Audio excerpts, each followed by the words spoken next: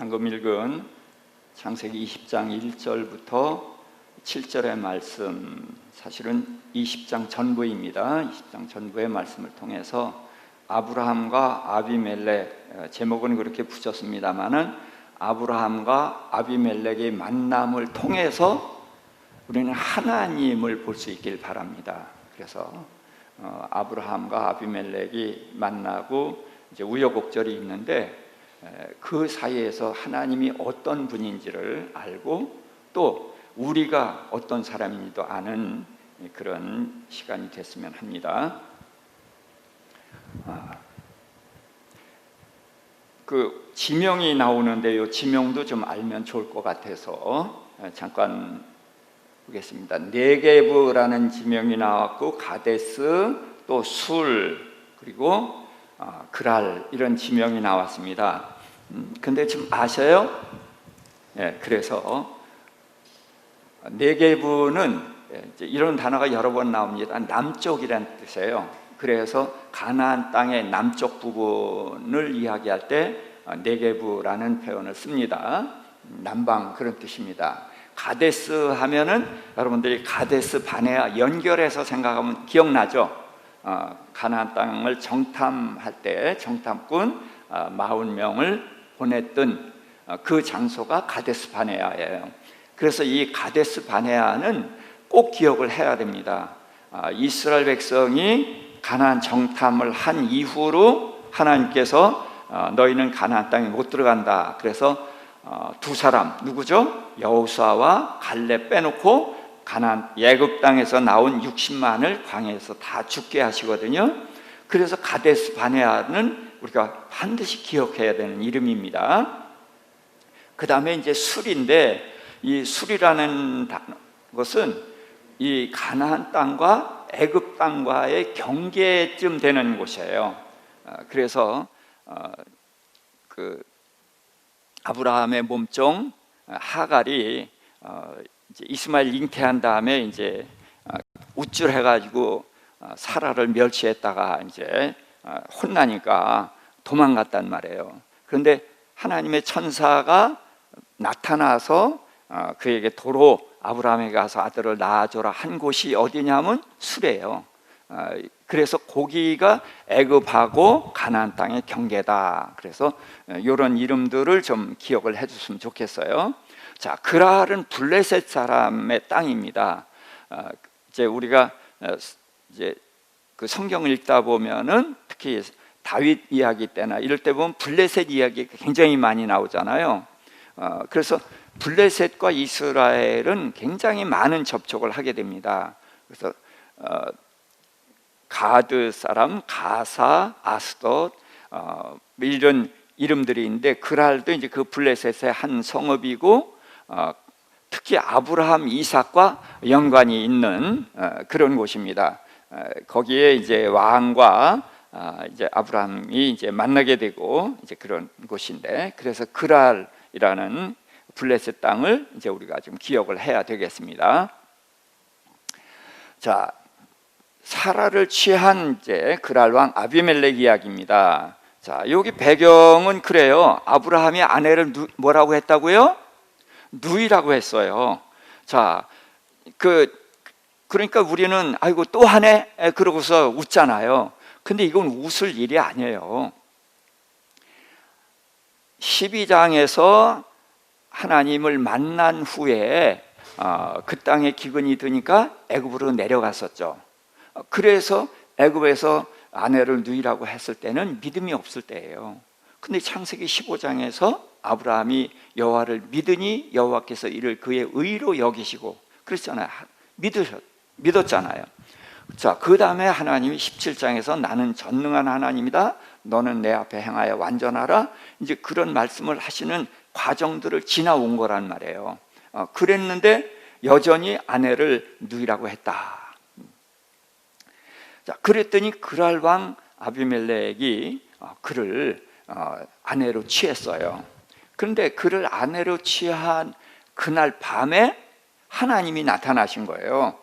그래서 그랄 왕 아비멜렉에게 내가 취한 여인이 남편이 있는 여자다. 그랬기 때문에 너는 죽는다. 이렇게 얘기를 했어요. 자, 그러니까 아비멜렉이 펄쩍대는 거죠. 나는 죄가 없습니다. 아브라함이 누구라고 그랬어요? 자기 누이라고 그랬다. 또 사라가 누구라고 그랬어요? 우리 오랍이다. 그렇게 얘기를 했기 때문에 나는 죄가 있어요, 없어요? 있어요, 없어요? 없습니다. 나는 깨끗한 손으로 이 일을 했습니다. 그러니까 잘못 없어요. 이제 그랬습니다. 그때 이제 하나님이 아비멜렉에게 이렇게 말씀을 하십니다.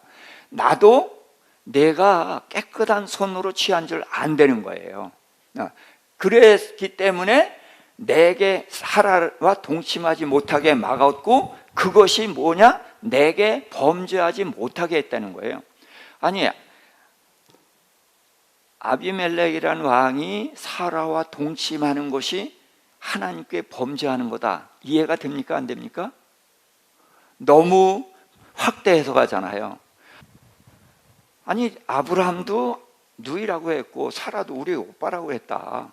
그래서 그 여자를 취했는데 그 여자를 취한 것이 어떻게 하나님께 범죄하는 것이 되느냐, 그런 얘기예요. 그래서 이런 말은 이제 마음에 담아두고 보도록 해야 되겠습니다. 그러면서 그 사람의 아내를 돌려보내라. 자, 그래서 보내라고 합니다. 그러면서 뭐라고 그러냐면 그는 내 선지자다. 자, 아브라함이 지금 하나님을 만난 지 몇 년 됐냐면 24년 됐어요. 24년 동안 하나님과 여러 가지 경험을 하고 이제 그랬었는데 지금도 아내를 누이라고 한단 말이에요. 자랑스러워요, 부끄러워요. 하나님 입장에서 부끄럽죠. 그런데 그런 존재를 내 선지자라 그러면서 높여주셔요. 참 이상하죠. 그러면서 그가 너를 위해서 기도할 것인데, 왜? 이미 하나님은 그 집안의 모든 태를 닫으셨다 그랬어요. 어떻게 닫으셨는지 모르지만 그들이 다 느끼고 있을 정도로 닫았습니다. 그래서 그를 돌려보내면은 그러고서 사라를 돌려보내주고, 그리고 아브라함이 내 선지자인데 그가 너희를 위해서 기도하면은 너희가 살 것이고 태가 열릴 것이고, 그렇지 않으면은 너희는 다 죽게 될 거다. 이렇게 이제 말씀을 하셨어요. 자, 그럼 여기서 보세요. 하나님은 공의의 하나님이죠.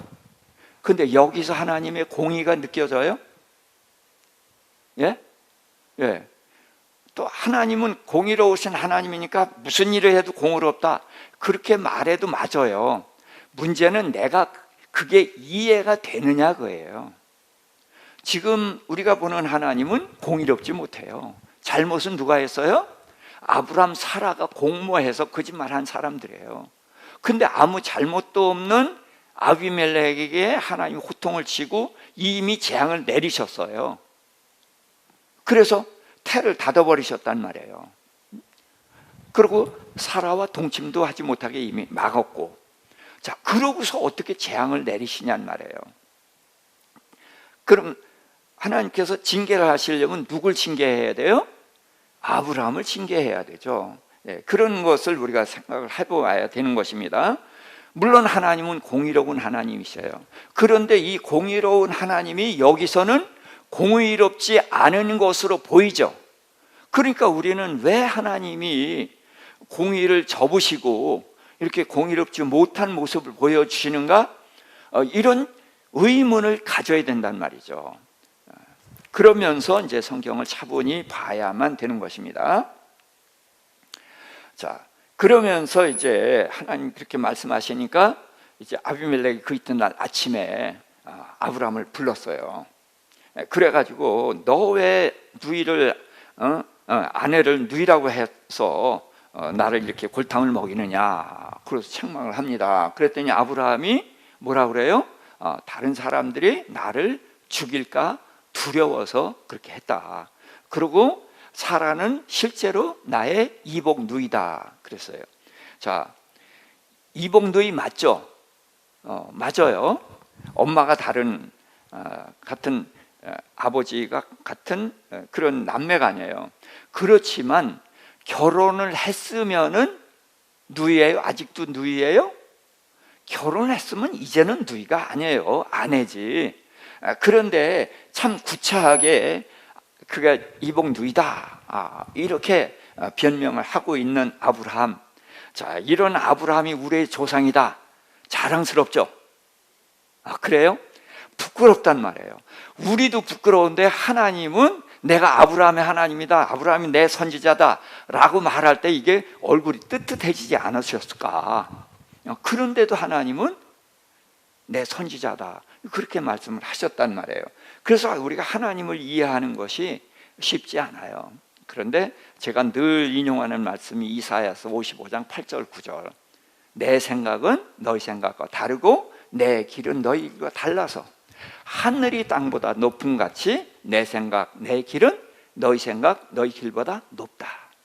그래서 이렇게 봐서 이해가 안 되고 웃기네, 그렇지만 저거는 웃을 일이 아니라 높기 때문에, 하나님의 높은 뜻이 있기 때문에 우리가 이해가 안 되는 것이고, 그래서 웃은 거예요. 그러니까 웃고 넘어가면 안 되는 거죠. 이 하나님의 뜻이 과연 무엇인가, 이제 그걸 알아가야 되는 것이에요. 자, 그래서 이제 아브라함에게 그가 이제 어떤 조치를 취하는가, 이제 아비멜렉입니다. 우선 아브라함의 아내 사레를 돌려보내줍니다. 사라. 그 다음에 아브라함에게 양과 소와 노비를 많이 주는 거예요. 자, 바로도 아브라함에게 많은 선물을 줬거든요. 그것은 처남에게 준 예물이죠. 근데 지금은 처남이 아니죠, 이미 지금은. 그런데 왜 주느냐? 위자를 주는 거예요. 사라하고 동침도 못했지만 위자를 주고, 그 다음에 내 땅에서 내가 좋아하는 대로 가서 거하라. 그래서 자기 땅에서 살도록 해주고, 또 사라에게 은 1000개를 주어서 수치를 가리게 해줬다. 그래서 그 아비멜렉은 아브라함에게 아내도 돌려주고 위자료도 주고 땅도 주고 또 사라에게도 위로금도 주고, 자, 그렇게 했어요. 자, 그렇게 했더니 이제 아브라함이 가서 이제 기도를 해준 거죠. 기도를 해줬더니 닫혔던 태가 이제 다 열렸다. 그래서 재앙을 거둔 이야기입니다. 자, 그러면은 여기서 우리가 얻을 교훈이 뭐예요? 아하, 아브라함처럼 저렇게 해도 괜찮구나. 왜? 하나님이 보호해 주시고 지켜 주시고, 그 바람에 어떻게 해요? 양과 소와 노비도 얻었죠. 또 마음대로 살게 해줬죠. 은 1000개 위로금도 받았죠. 자, 그러면은 신나잖아요. 그럼 또 해도 되겠네? 우리가 그런 교훈을 얻으면 안 되겠죠. 그럼 하나님은 아브라함이 잘못했고 아비멜렉은 잘못이 없는데도 불구하고 왜 아브라함에게 이런 은혜를 베풀게 하고, 결국은 아비멜렉이 했지만 누가 한 거예요? 예, 하나님이 배경으로 하게 하셨단 말이에요. 자, 그럼 하나님은 도대체 왜 그러시는가? 이제 이런 것들을 이제 생각을 해봐야 되겠죠. 자, 하나님은 언약을 지키시는 분이다. 하나님 어떤 분? 언약을 지키시는 분이다. 그랬어요. 창세기 12장에서 하나님이 아브라함에게 이렇게 말씀을 하셨거든요. 내가 너로 큰 나라가 되게 한다 그랬어요. 그래서 원래는 민족인데 제가 나라라고 그랬죠. 그래서 하나님의 나라를 세우는 것이 이제 아브라함 통해서 시작하는 거예요. 11장 바벨탑을 흩으시고 아브라함을 불러서 하나님의 나라를 시작하는데, 바벨탑은 무슨 나라? 네, 하나님 없는 나라. 하나님이 없는 나라를 흩으시고 하나님의 나라를 시작한 것이 아브라함 이야기란 말이죠. 그러면서 두 가지를 더 약속을 하신 게 뭐냐면, 내 이름을 창대케 하리라 그랬고, 너를 축복하면 복주고 너를 저주하면 저주한다는 두 가지 약속을 더 하셨어요. 그래서 세 가지 약속을 하셨거든요. 그래서 핵심은 큰 나라이고, 큰 나라를 이제 내 후손을 하늘의 별같이 많게 해서 젖과 꿀이 흐르는 이 가나안 땅을 준다. 그게 큰 나라에 대한 약속이란 말이에요. 근데 지금 아직은 아브라함이 자손이 없죠. 네. 이스마엘이지만 그는 아니라고 그랬으니까요. 자식이 없는 이제 그런 상황입니다. 그런데 너를 저주하면 저주한다. 그러니까 아비멜렉은 모르고 아브라함의 누이인 줄 알고 사라를 취했지만 아브라함은 아내를 빼앗겼잖아요.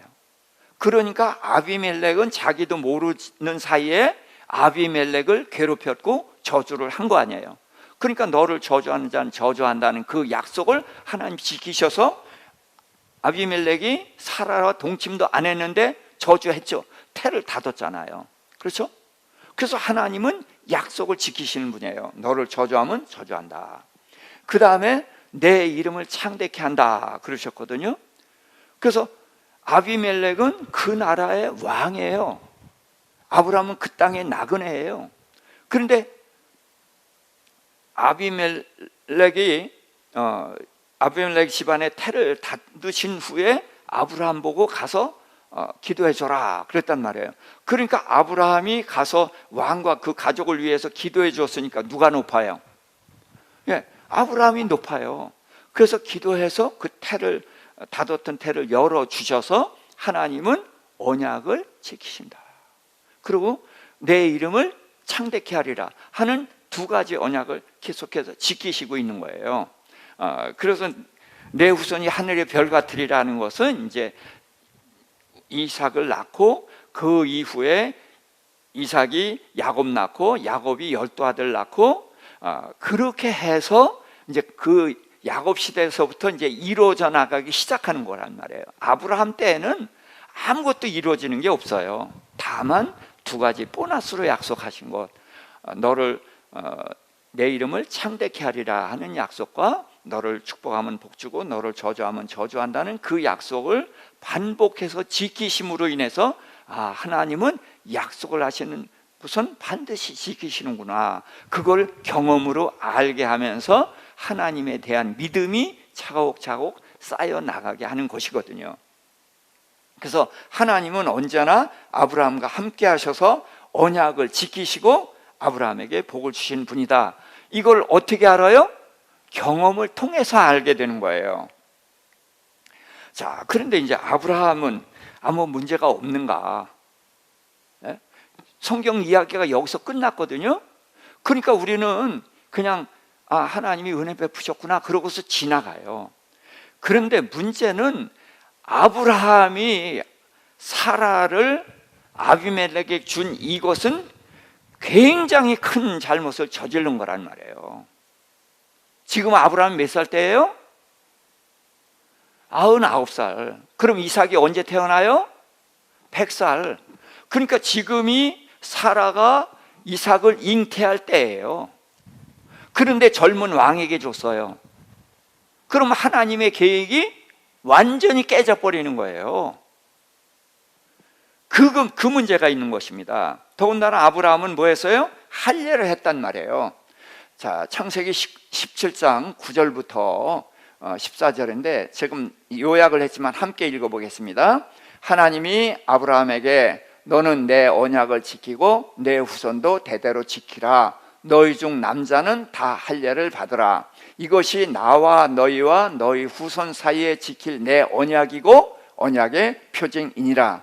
너희는 난지 8일 만에 할례를 받을 것이라. 내 언약이 너희 살에 있어 영원한 언약이 되려니와 할례를 받지 아니한 남자 곧 그 포피를 베지 아니한 자는 백성 중에서 끊어지리니 그가 내 언약을 배반하였음이니라.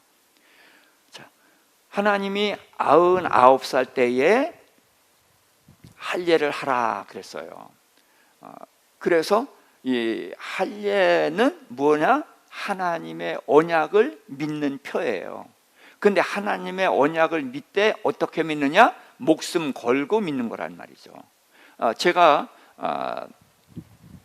지난번 공부할 때 이제 그런 도표도 그렸었죠. 하나님은 15장에서 쪼갠 고기 사이로 지나면서 내가 이 땅을 내 자손에게 주리라 하는 언약을 하셨어요. 그러니까 하나님께서 쪼갠 고기 사이로 지나면서 그 이 땅을 내 후손에게 주리라라고 하신 것은 내가 만일 이 언약을 어기게 되면은 쪼갠 송아지처럼 나도 쪼개질 것이다. 그래서 목숨 걸고 아브라함에게 언약을 하신 거란 말이에요.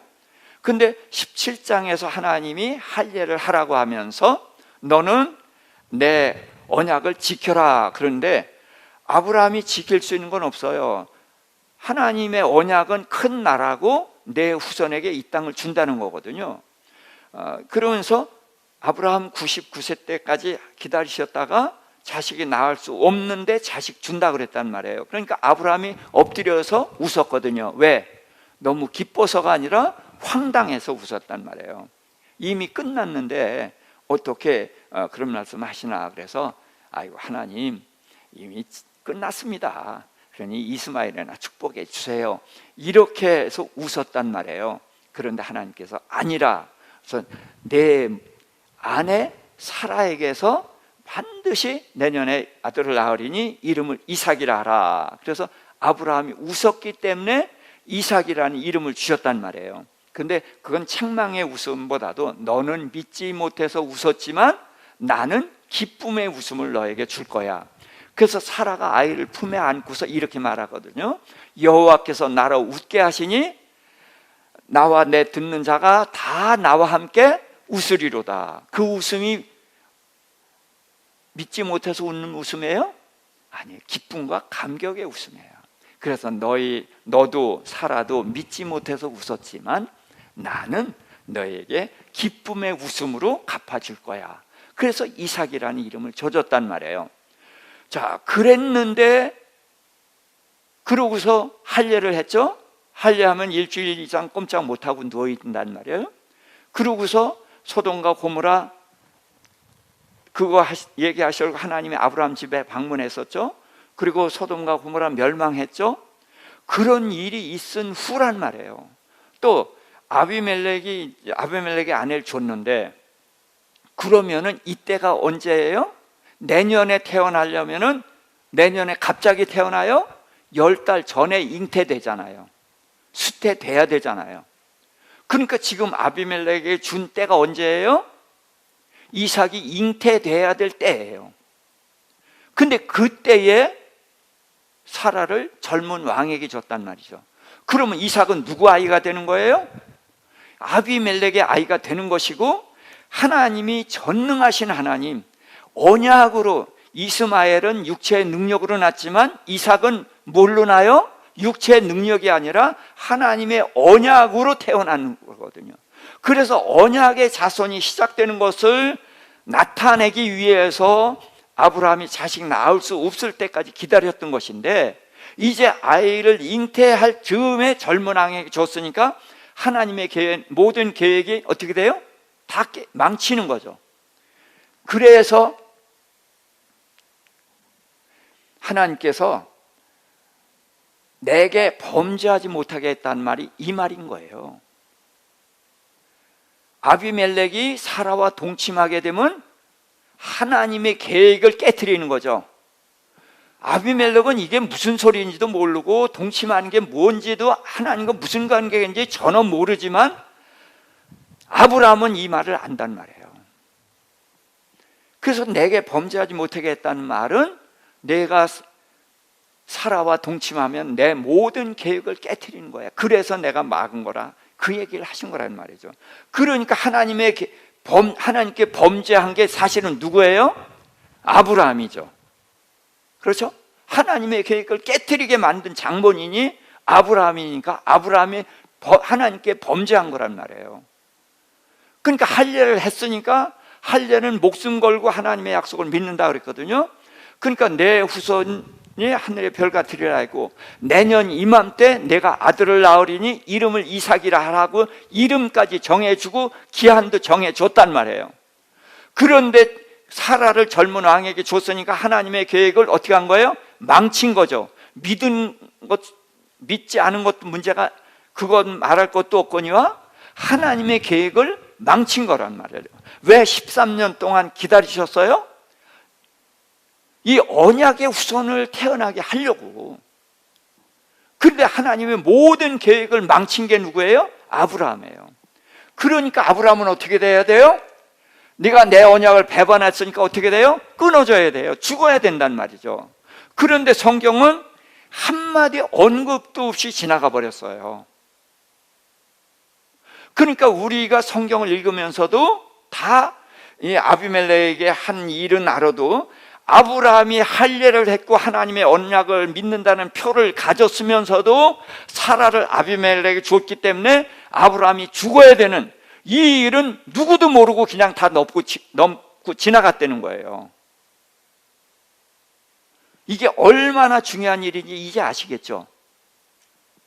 그래서 아브라함은 이제 어떻게 돼요? 하나님이 너 일로 와. 넌 죽어야 돼. 법대로면 죽는 거예요. 그럼 죽이진 않아도 이거 징계를 해야 돼요? 그냥 덮고 넘어가야 돼요? 자, 아브라함을 징계해야 되는 이유입니다. 자, 마태복음 10장 28절입니다. 몸은 죽여도 영혼은 능히 죽이지 못하는 자를 두려워하지 말고 오직 몸과 영혼을 능히 지옥에 멸하실 수 있는 이를 두려워하라. 자, 지금 아브라함이 누굴 두려워해서 아내를 누이라고 했어요? 사람을 두려워했단 말이에요. 두려워해야 되는 분은 누구예요? 하나님이란 말이에요. 그리고 지금 아브라함은 하나님을 많이 경험을 했잖아요. 하나님은 내가 내 방패요 상급이라고 그랬잖아요. 그래서 바로에게서 아내를 찾아주셨고, 그랄 왕 아비멜렉이 조카 롯을 잡아갔을 때도 그 10만이 넘는 군대를 치고 뺏어오게 하신 하나님이란 말이에요. 방패란 말이에요. 경험했잖아요. 경험을 했는데 또 어떻게 아내를 너에게 주냐 그거예요.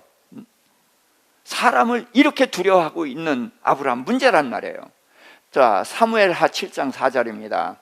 14절, 나는 그에게 아버지가 되고 그는 내게 아들이 되리니 그가 만일 죄를 범하면 내가 사람의 매와 인생의 채찍으로 징계하려니와. 다윗에게 솔로몬이 태어났을 때를 말씀하신 거거든요.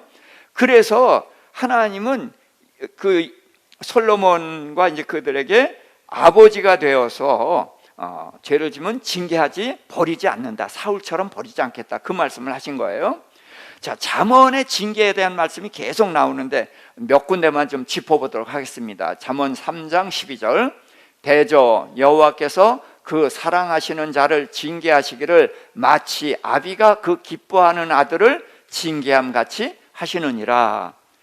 그래서 사랑하시면은 어떻게 한다? 징계한다. 기뻐하시면 어떻게 해야 돼요? 징계해야 돼요. 근데 지금 하나님은 아브라함을 사랑하시죠? 근데 징계를 하셔야 안 하셔요? 안 하셔요. 그럼 하나님은 아브라함을 버리시는가? 아니잖아요. 근데 왜 징계를 안 하시는가? 자, 징계의 필요성이 굉장히 많이 있는데 잠언 13장 24절 시작. 매를 아끼지 아니하는 자는 그의 자식을 미워함이라. 자식을 사랑하는 자는 근실히 징계하느니라. 아멘. 요즘 그 부유한 자들의 자식들이 얼마나 망나니 짓들을 하고 다니는지 다 아시잖아요. 그렇죠?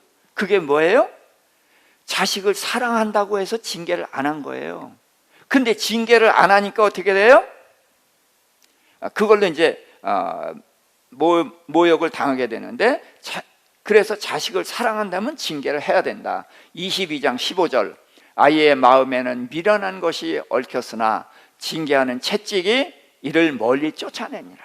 그래서 징계는 반드시 필요하단 말이죠. 아브라함이 지금 이 하나님을 그토록 경험했고 중요한 시기에 잘못했어요. 그럼 징계를 해야죠.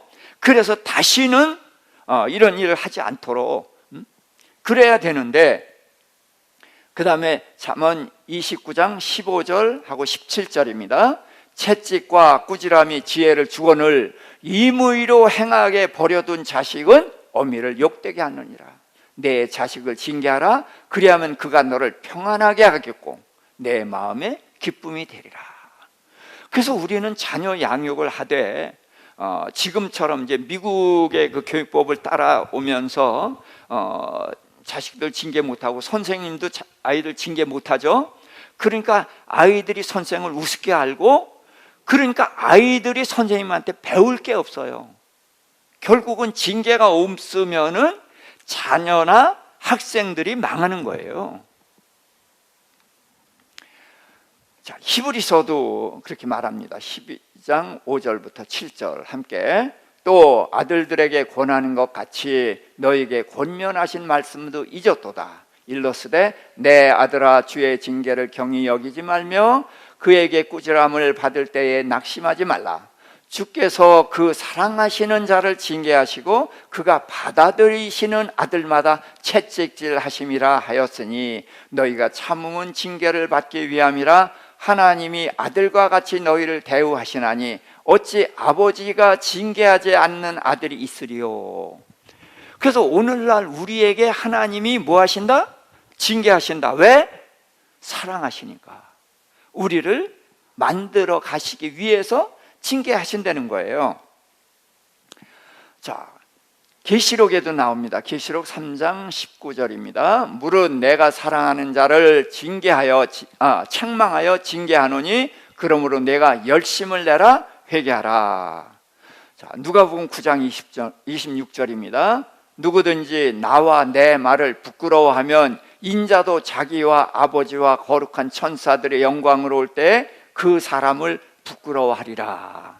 자, 하나님께서 아브라함에게 나는 너의 방패요 상급이라고 그랬죠. 경험을 했죠.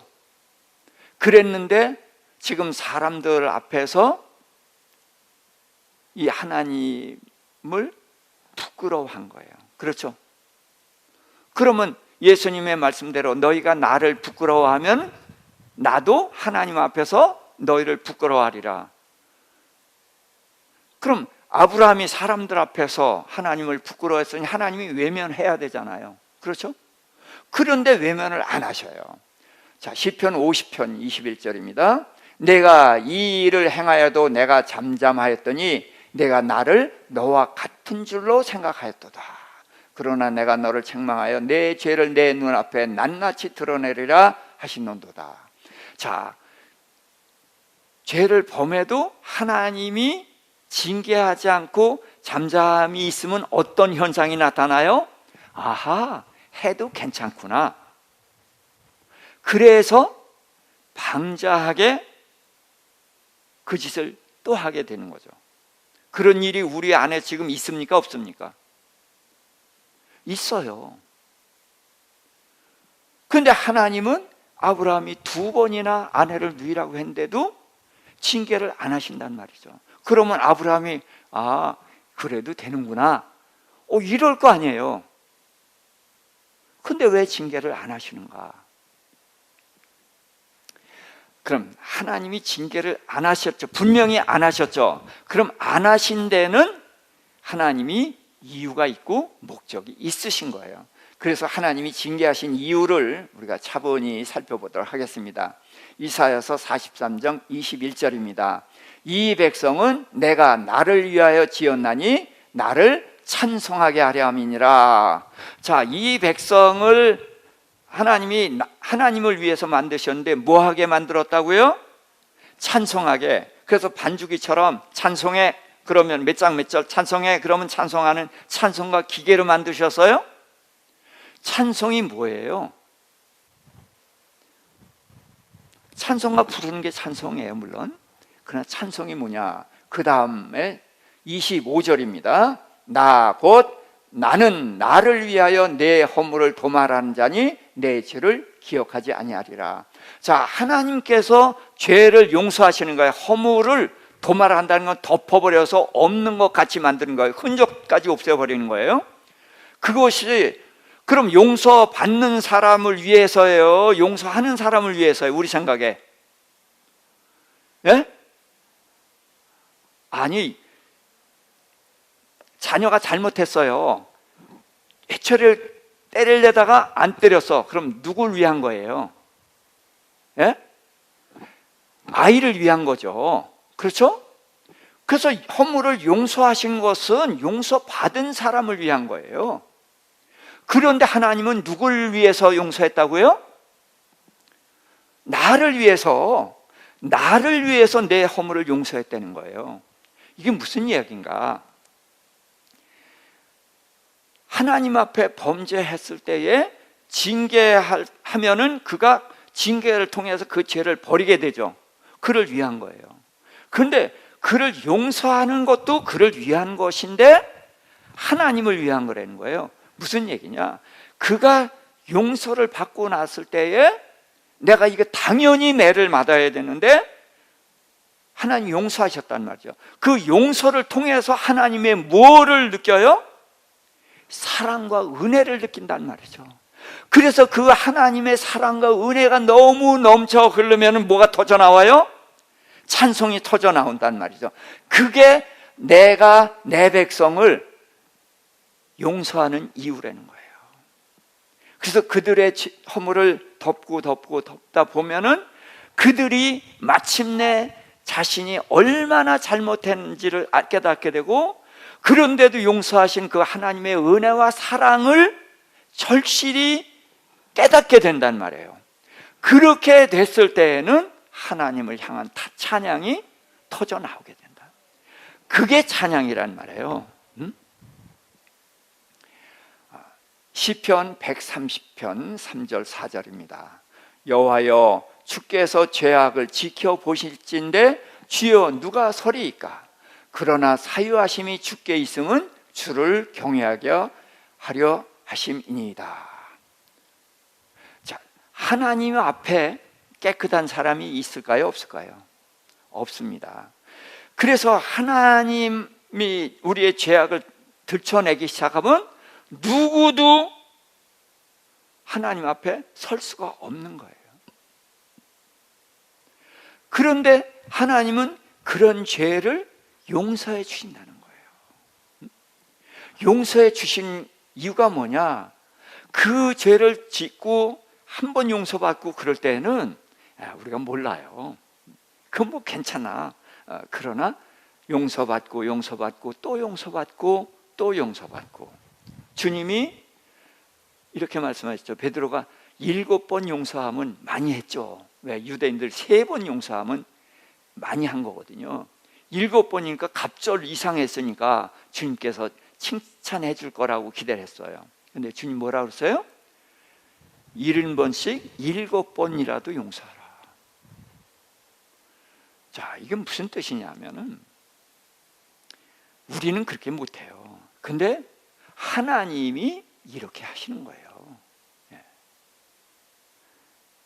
하나님은 용서하고 또 용서하고 그렇게 하시는 거예요. 근데 우리는 용서를 받으면서도 그 용서를 모르고 은혜를 몰라요. 근데 이제 우리가 성숙해지고 이제 알다 보면은 성장해서 말씀도 깨닫고 이제 내가 누구인지도 알고 그러다 보면은 비로소 그 하나님의 은혜와 사랑이 느껴진단 말이에요. 그렇게 되면은 그제서야 그 하나님을, 나를 그토록 용서해 주시고 기다려 주신 하나님을 경외하게 되는 것이다. 자, 시편 118편 6절입니다. 여호와는 내 편이시라 내가 두려워하지 아니하리니 사람이 내게 어찌할까? 네. 아브라함은 하나님을 아직도 두려워하고 있지만 지금 하나님은 누구 편이에요? 누가 잘못했어요? 아브라함이 잘못했어요. 아비멜렉은 전혀 잘못이 없어요. 그런데도 누구 편이 됐어요? 아브라함이 편이 돼서 잘못도 없는 아비멜렉을 징계한단 말이죠. 이런 하나님의 사랑, 옳고 그름을 초월했어요. 하나님이 이런 하나님은 공의의 하나님이 아니에요. 공의를 내려놓으셨어요. 왜 내려놓으셨어요? 하나님의 은혜와 사랑을 알게 하리려고. 공의로면 아브라함이 징계받아 마땅해요.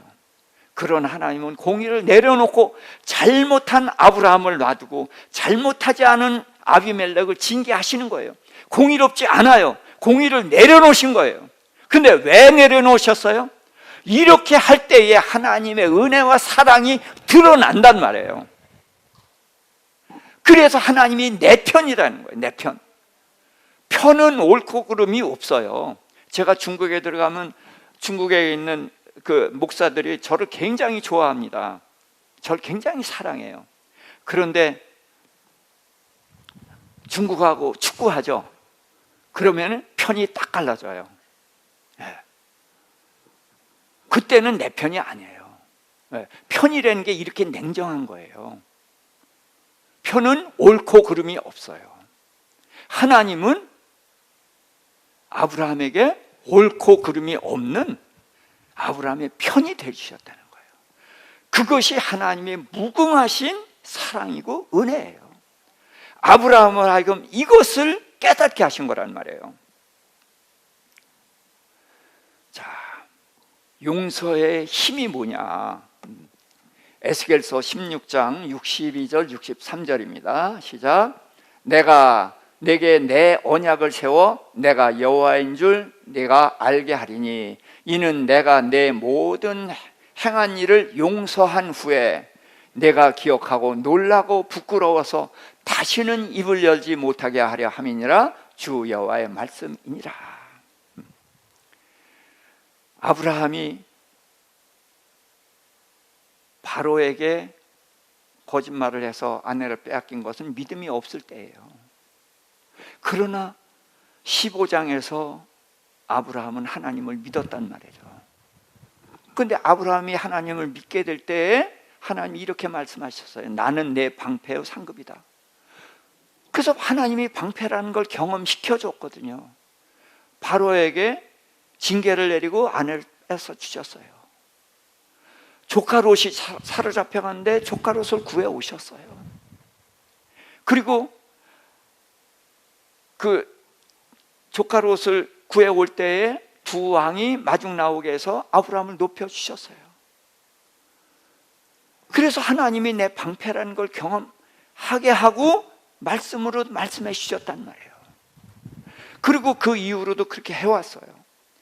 그랬는데 아브라함은 그렇게 못했다는 거예요. 그래서 우선 뭐가 있으면 언약을 세운다는 거예요. 언약. 그래서 아브라함에게 내 후손이 하늘의 별 같으리라, 이 땅을 내게 주리라, 이런 말씀을 다 하셨단 말이에요. 언약을 주셨어요. 그러면서 내가 여호와인 줄 내게 알게 하는데 어떻게 하느냐? 내 모든 일을 용서한 후에. 에스겔서는 시대적 배경이 뭐죠? 이스라엘은 이미 멸망했고 유다도 예레미야 시대 때 멸망했어요. 그리고서 바벨론으로 포로로 끌려갔을 때예요.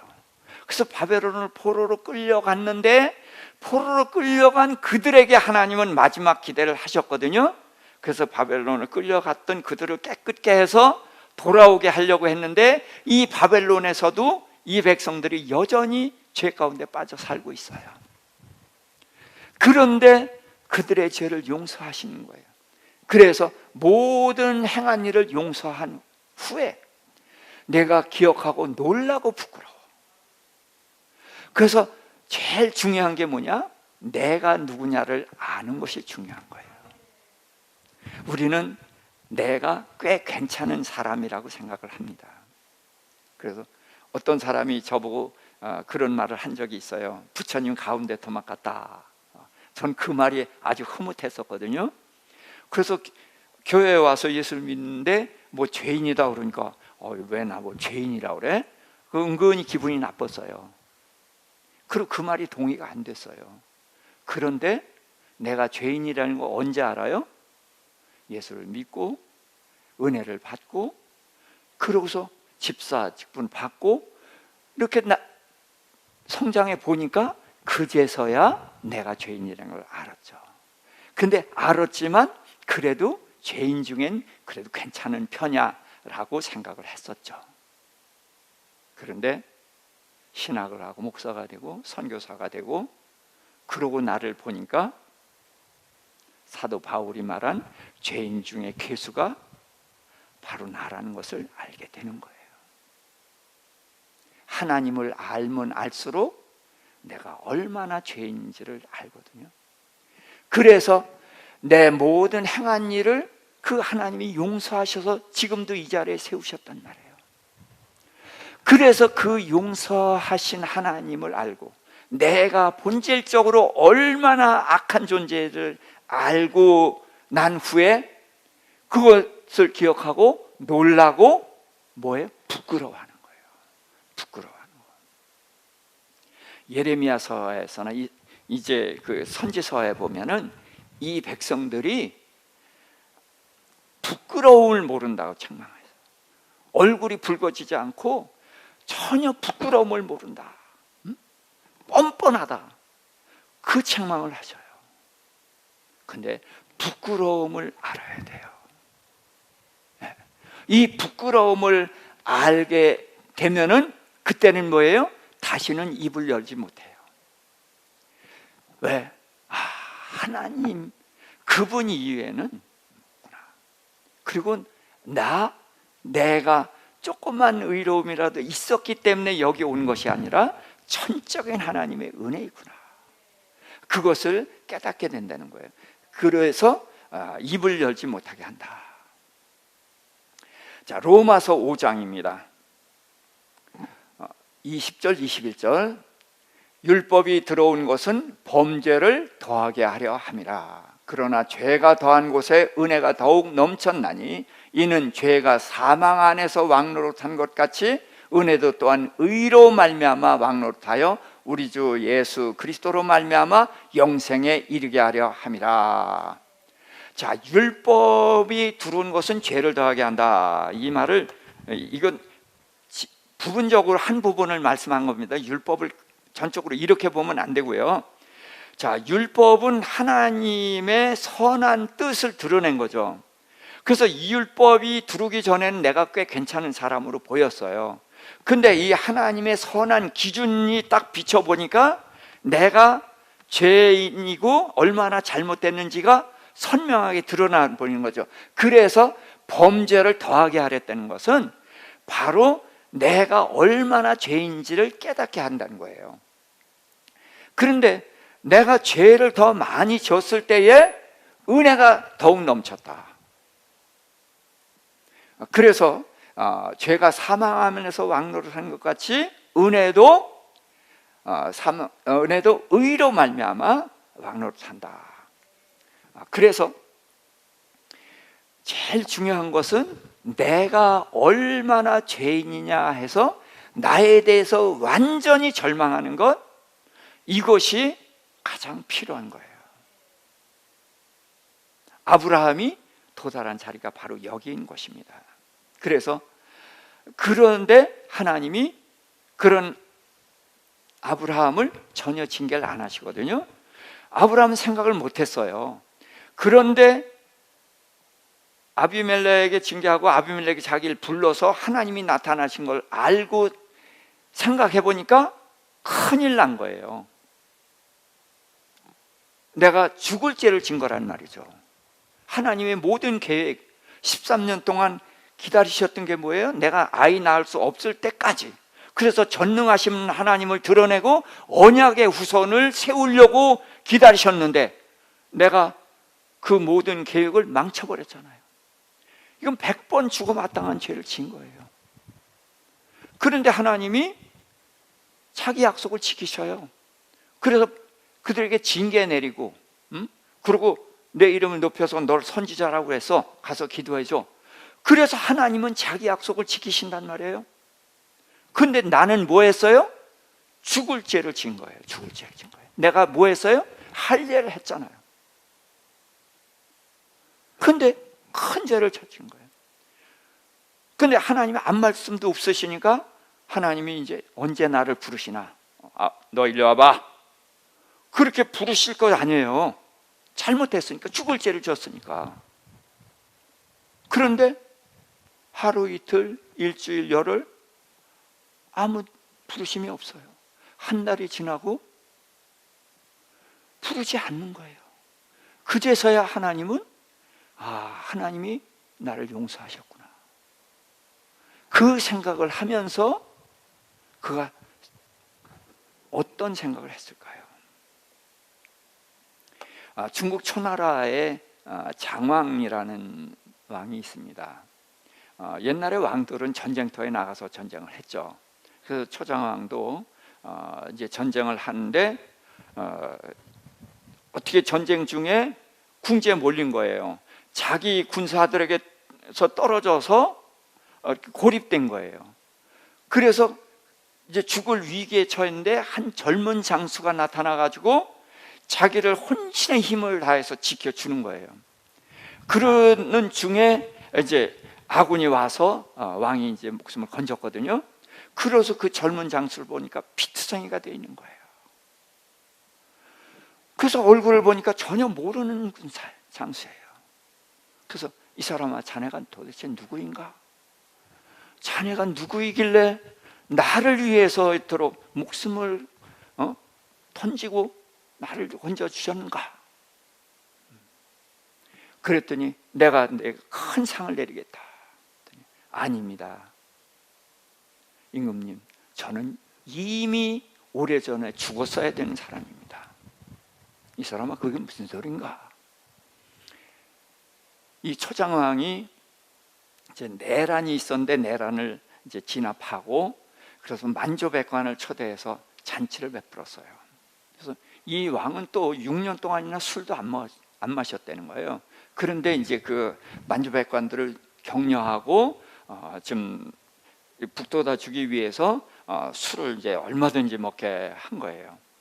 자, 그러고서 자기 사랑하는 이제 후궁인지 아무튼 애첩인지 모르지만 그를 이제 그 자기 신하들에게 자랑도 할 겸 위로도 할 겸 술을 좀 따로 줘라. 그렇게 해서 이제 그가 가서 술을 따로 줬습니다. 근데 갑자기 바람이 휙 불더니 촛불이 다 꺼져 버린 거예요. 자, 그런데 갑자기 그 후궁이 이제 왕비가 비명을 지르는 거예요. 그러더니 임금님, 어떤 놈이 내 몸을 만졌습니다. 그런데 내가 그의 그 갓세 그걸 끊었습니다. 왜? 중국 사람들이 이 모자를 쓰면은 모자 위에 이런 게 있죠. 그러고서 여기에 뭘 매달아 놨잖아요. 그거를 꺾었다는 거예요. 그러니까 빨리 불을 켜세요. 그랬더니 임금이 잠깐 불을 켜지 말아라. 그리고 모두 이거를 다 꺾어라. 그래서 누가 범인인지를 모르게 됐는데 그때 그 범인이 바로 나입니다.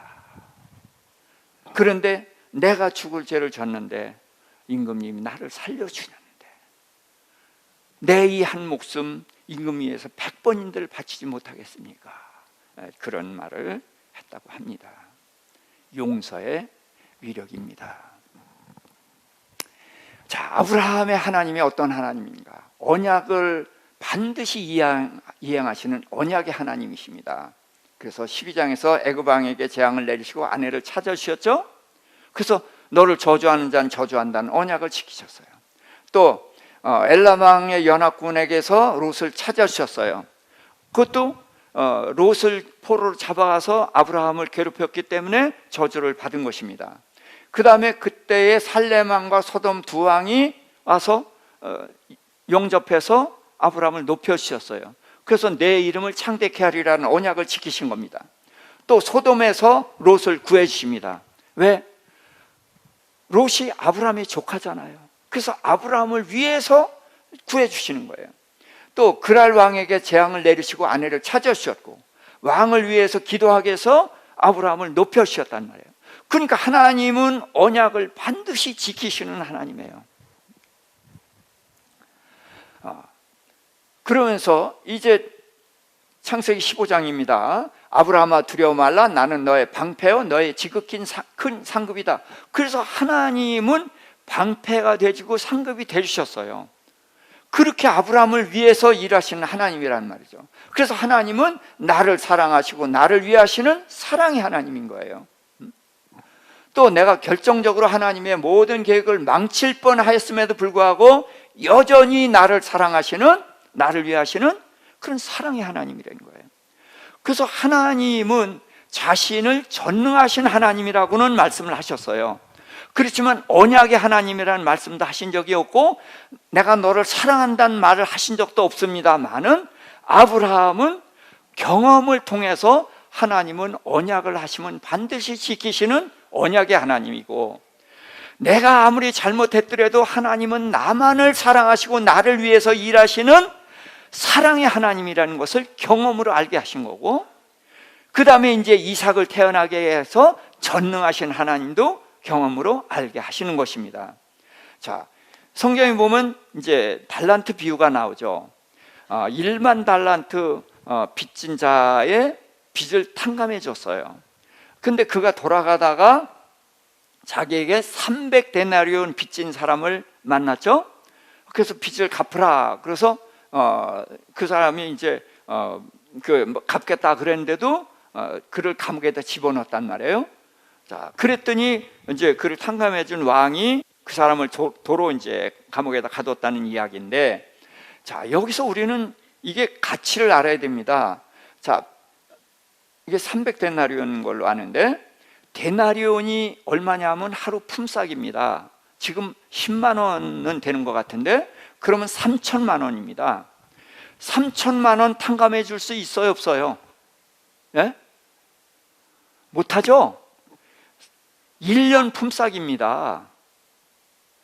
안식일 쉬니까 1년 동안 한 푼도 쓰지 않고 모은 돈을 그냥 줄 수 있느냐고 해요. 줄 수 없어요. 그렇죠? 그런데 문제는 내가 얼마를 탕감받았어요? 1만 달란트를 탕감받았다는 거예요. 근데 달란트가 얼마냐? 달란트는 6천 데나리온이에요.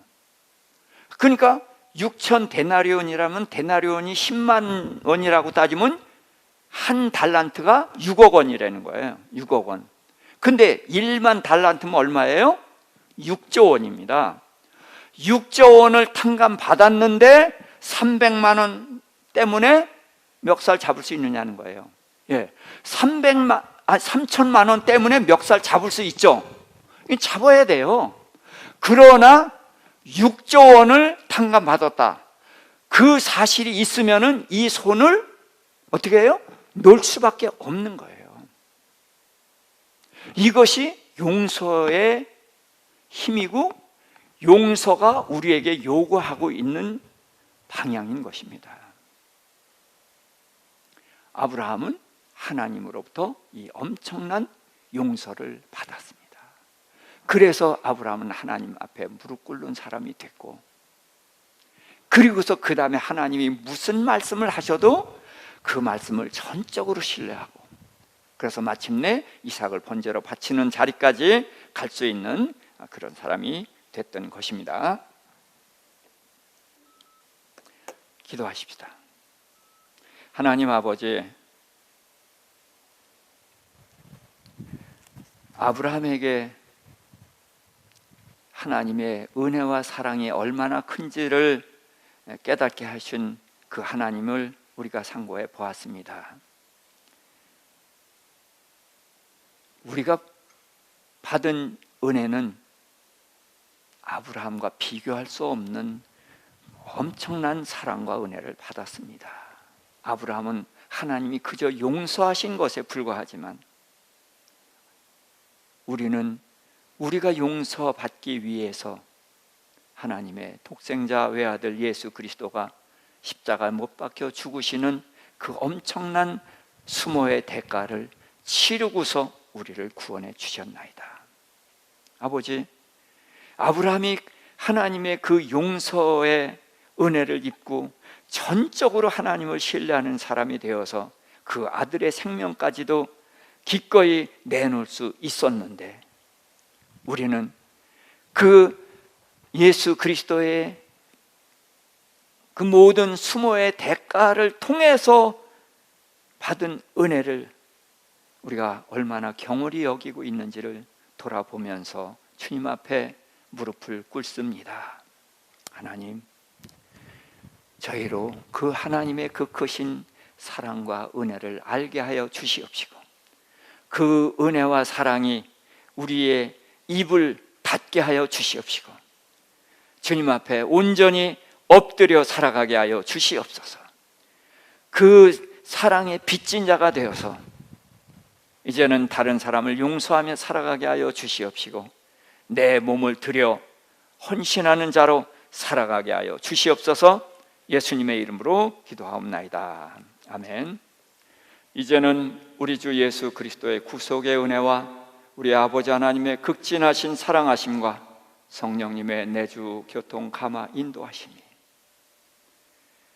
아브라함에게 베푸셨던 그 크신 은혜와 사랑을 사모하는 우리 모든 성도님들과 그 가정과 우리 산성교회 위에 이제로부터 영원토록 함께 하실지어다. 아멘.